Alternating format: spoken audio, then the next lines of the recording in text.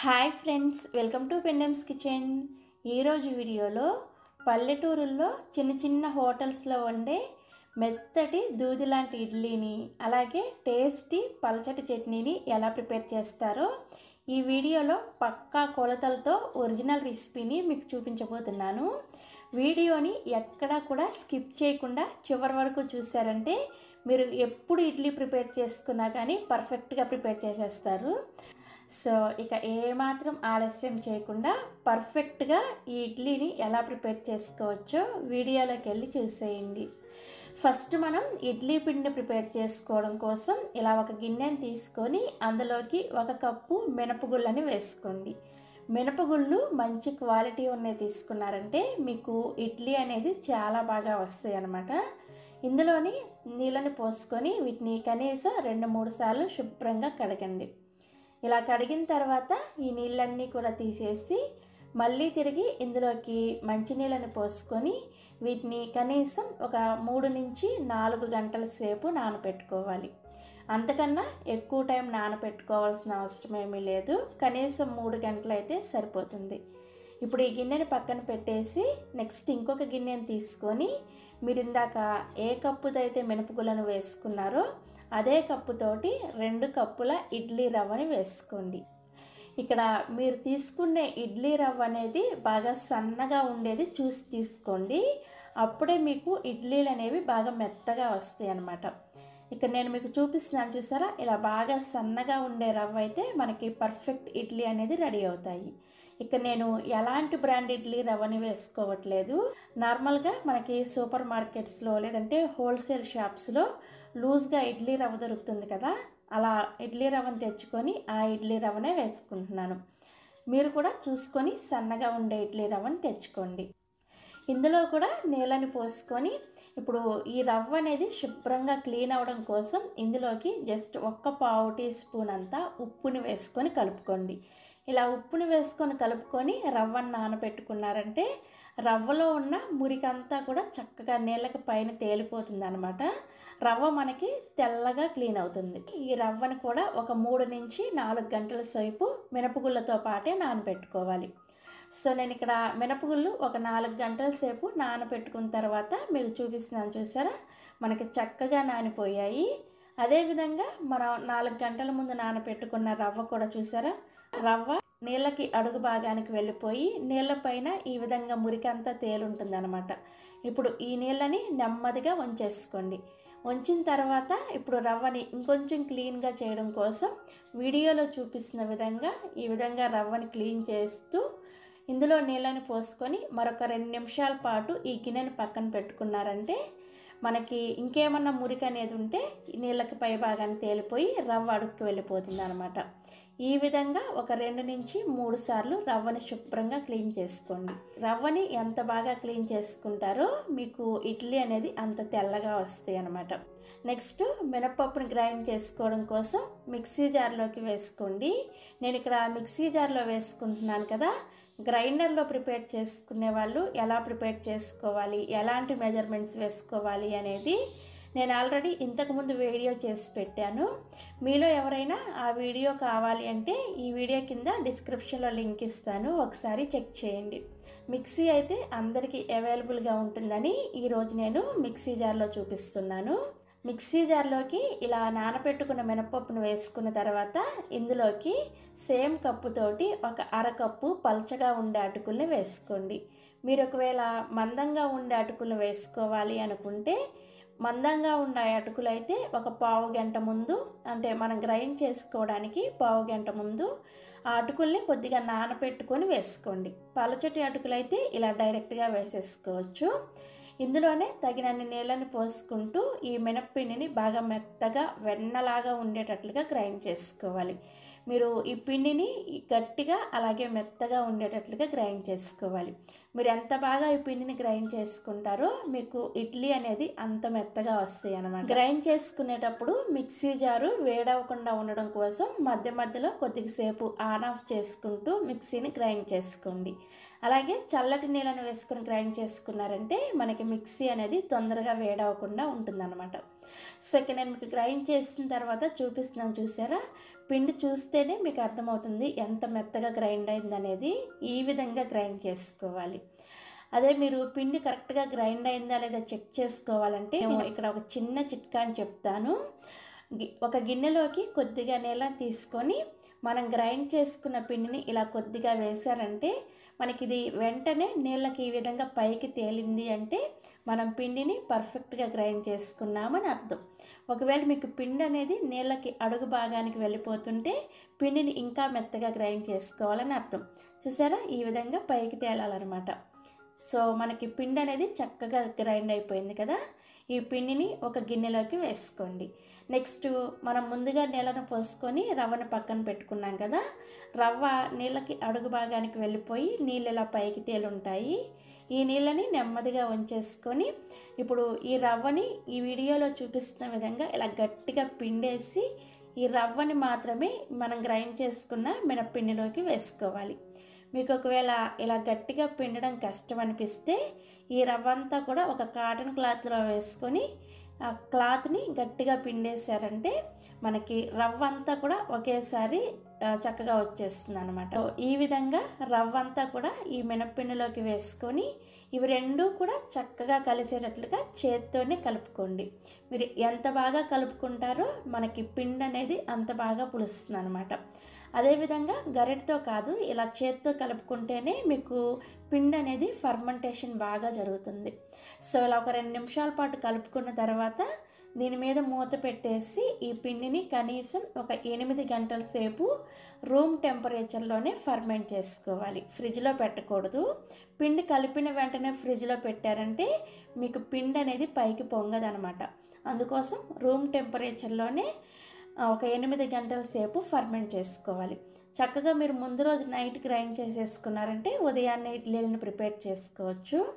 So నేను కూడా ఇక్కడ ముందు రోజు నైట్ గ్రైండ్ చేసేసుకొని ఉదయాన్నే చూపిస్తున్నాను. చూసారా, మనకి పిండి అనేది చక్కగా పైకి పొంగింది కదా.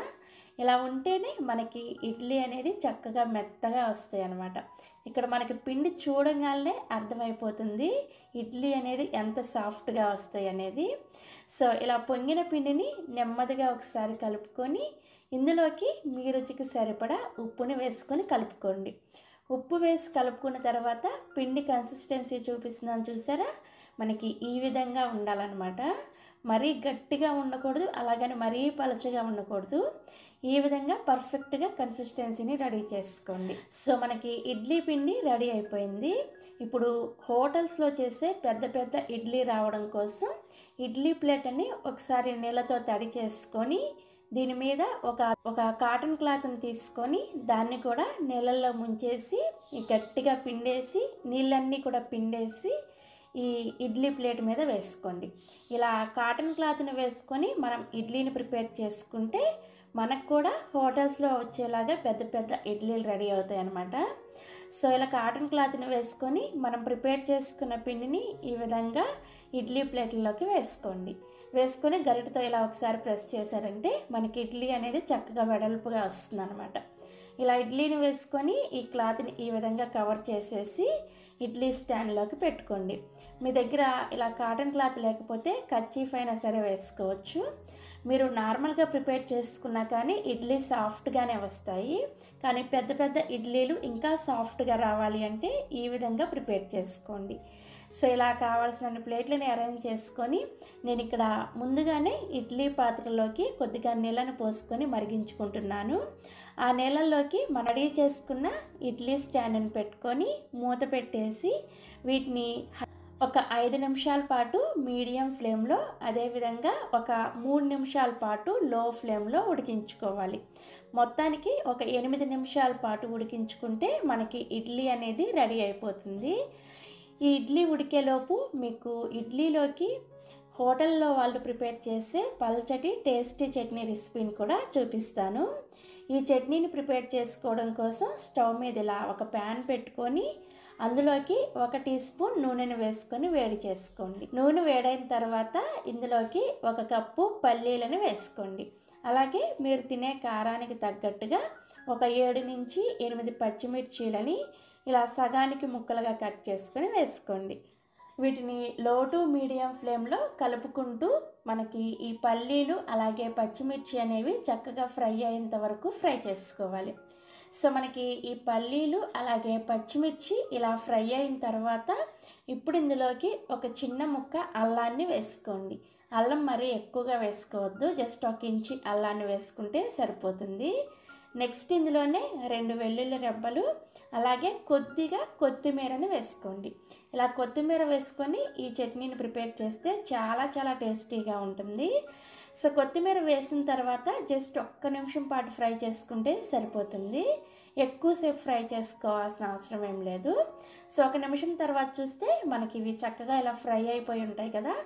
ఇప్పుడు స్టవ్ ఆఫ్ చేసేసి వీటిని పూర్తిగా చల్లారనివ్వాలి. వేయించుకున్న పల్లీలు అలాగే కొత్తిమీర ఇవన్నీ కూడా పూర్తిగా చల్లారిన తర్వాత వీటిని మిక్సీ జార్లోకి వేసుకొని మీరు ఇందాక ఏ కప్పుతో అయితే పల్లీలను వేసుకున్నారో అదే కప్పుతోటి 1 కప్పు పచ్చి కొబ్బరి ముక్కల్ని వేసుకోండి.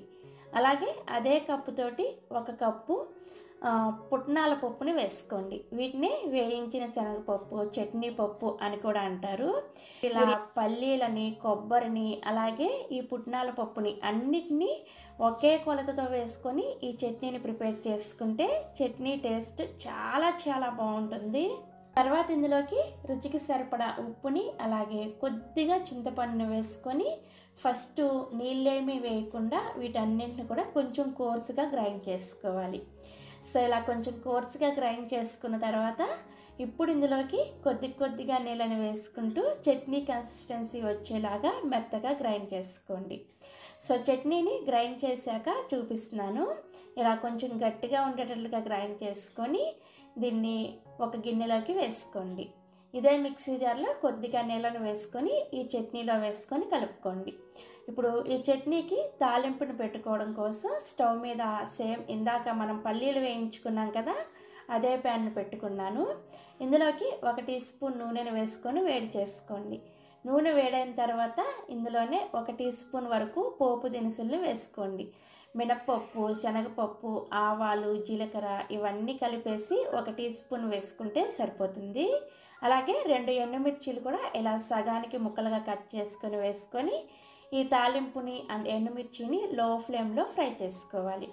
మనకి ఈ తాలింపు ఇలా చక్కగా ఫ్రై అయిన తర్వాత చివరిగా 1 రెమ్మ కరివేపాకును కూడా వేసుకొని ఫ్రై చేసుకొని మనం ముందుగా గ్రైండ్ చేసుకున్న చట్నీలో వేసుకొని కలుపుకున్నామంటే మనకి హోటల్ స్టైల్లో నోరూరించే చట్నీ అనేది రెడీ అయిపోతుంది.